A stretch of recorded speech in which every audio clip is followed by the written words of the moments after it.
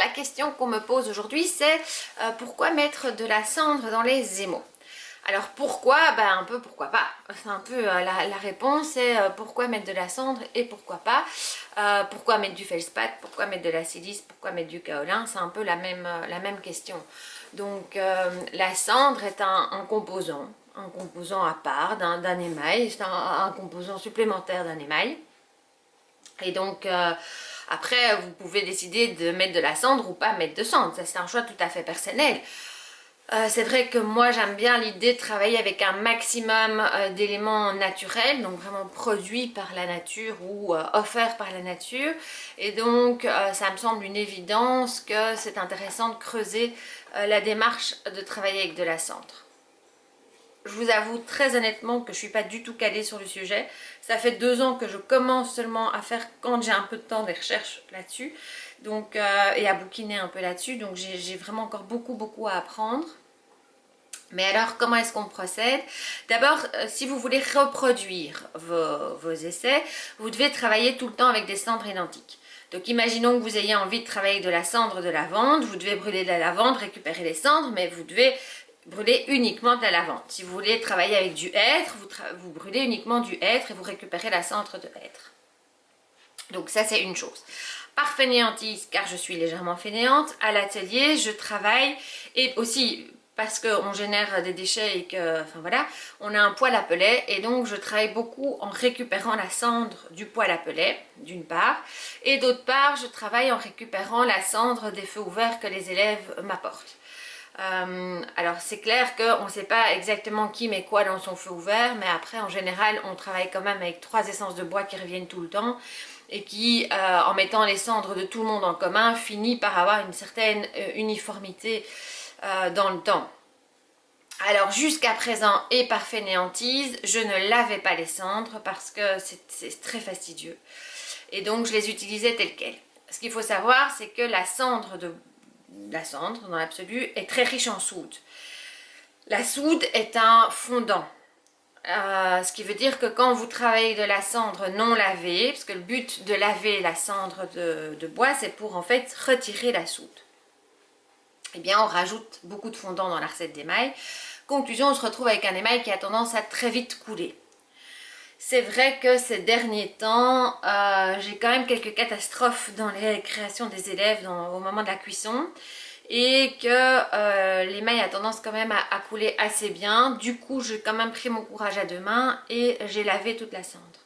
Alors pour la laver, c'est pas compliqué, vous prenez un grand seau, vous mettez votre cendre dedans, elle doit être recouverte d'eau, vous mélangez un peu, vous laissez retomber, vous retirez l'eau qui revient en surface, et puis vous laissez sécher ce qui vous reste comme cendre, et voilà.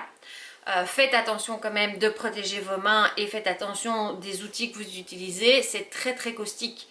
C'est vraiment de la soude, donc l'eau va être très chargée en soude, ce qui veut dire que c'est très irritant pour la peau, mais aussi pour les outils que vous risquez d'utiliser. Donc faites attention de ne pas faire des taches si vous travaillez sur des supports un peu fragiles. Et alors nous on les taille en fait sur des grandes planches de bois, je mets un papier journal au-dessus et j'étale et je laisse sécher en fine couche comme ça à la cendre qu'on récupère. Ce qui veut dire qu'on utilise la cendre vraiment comme un composant dans l'émail. Maintenant, je n'ai pas encore refait d'émail avec la cendre lavée, donc j'ai quelques seaux maintenant de cendre prêtes à être utilisées, donc je vais la réutiliser. Normalement, je ne devrais plus avoir un émail qui coule autant, mais aussi ce qui va se passer, c'est que je vais avoir un résultat d'émail différent, parce que je n'ai plus toute cette soude qui est dedans. Alors j'ai suivi ici en septembre une très chouette formation sur les émaux donnée par l'école Créamique qui est située en France. C'est une très bonne formation théorique sur les émaux. Et alors justement il y a un chapitre dans sa formation sur les émaux de cendre, et donc ce qu'il explique c'est que grosso modo une fois lavée, la cendre est en fait très riche en chaux. Et donc il utilise vraiment la cendre comme un équivalent de chaux dans la recette, d'accord?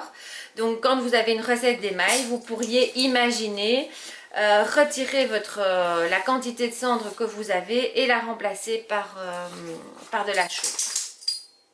enfin retirer la chaux que vous avez et la remplacer par de la cendre. Pardon, je m'en mêle les pinceaux. Donc voilà, alors ce qu'il faut savoir aussi, c'est que en fonction, donc vous prenez une recette de base, hein, par exemple, vous remplacez simplement la quantité de chaux par de la cendre.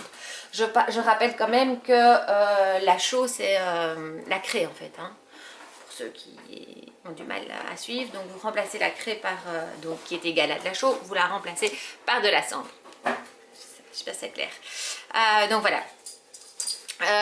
Après vous pouvez mettre des oxydes colorants, testez peut-être sans colorant, vous allez voir, sans oxyde, vous allez voir que les émaux de cendre, en fonction de la cendre que vous utilisez, apportent déjà des choses naturellement. Donc vous pourriez avoir des nucléations, mais vous pouvez aussi avoir des effets mat, des effets satinés, des effets brillants. Voilà, vous pouvez avoir plein de textures dans votre émail amenées naturellement par la présence de la cendre. Alors si vous aimez le sujet et toujours suite à cette formation, il faut savoir que Daniel de Montmolin a fait énormément de recherches, voire que ça, en utilisant des différentes cendres, et j'ai son livre, je vous l'ai préparé ici, Pratique des émaux de grès, minéraux et cendres végétales, qui est ici. Donc si vous cherchez encore un cadeau pour les fêtes de fin d'année, vraiment il est super top. Même si je n'ai pas encore tout bouquiné, voilà. Toujours suite à cette super formation, c'est vrai que très honnêtement je vous montre l'intérieur, enfin voilà quoi, on se demande un peu ce qu'on lit, ce qu'on voit, mais c'est vrai que cette super formation de l'école Créamique présente son travail, présente un peu comment lire et comprendre ce bouquin, et depuis ça donne vraiment vraiment envie quoi. Donc moi je suis ma to-do 2021, c'est je vais vraiment bosser les émaux à fond, je vais refaire depuis le tout début quoi. Je vais faire des tableaux progression silice alumine, je vais vraiment reprendre toutes les étapes une à une, qui serviront d'ailleurs à un futur stage approfondi sur les émaux, parce que j'ai vraiment très envie de retravailler le stage que je donne actuellement sur les émaux. Mais donc voilà, donc ça c'est un super top livre, franchement, si vous avez envie de creuser le sujet, je vous y invite en tout cas franchement, parce que voilà, d'abord elles sont là, enfin en tout cas avec les feux ouverts, les cendres sont là. On les jette, on n'en fait rien, donc c'est l'occasion ou jamais, et il y a des résultats magnifiques, des couleurs sublimes, enfin c'est un monde, voilà, je ne sais pas comment vous donner envie autrement quoi, allez-y, creusez la piste. Mais voilà, après c'est une question très, voilà, très vaste, hein, pourquoi utiliser de la cendre dans un émail, donc j'espère avoir quand même apporté un petit bout de réponse à la personne qui a posé la question, et donner envie aux autres de creuser le sujet en tout cas. À demain!